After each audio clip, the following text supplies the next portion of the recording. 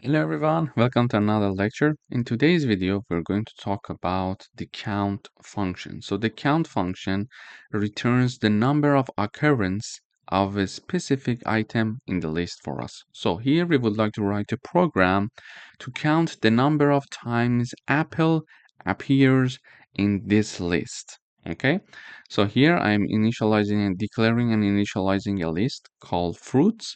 Then this list is having four elements: apple, banana, apple, and cherry.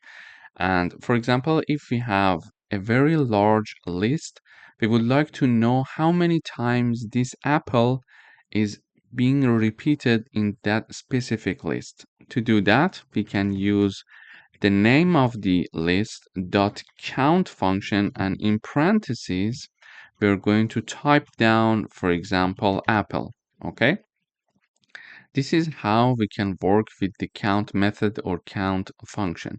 And because we want to see the output of this line of code, we put it in the print parentheses. So when I run this code, I see 2 in the output. Why? Because there are two repetition of apples, two occurrence of apple in this list. But if I want to, for example, investigate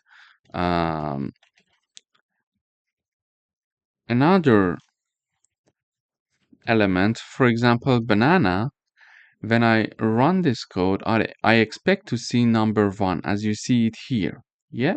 Why? Because banana is only happening one time. There is no repetition for banana. Only one time it appears in the fruits list. Therefore, using this count method or function, we can count the number of times one element is being repeated. Thank you for watching.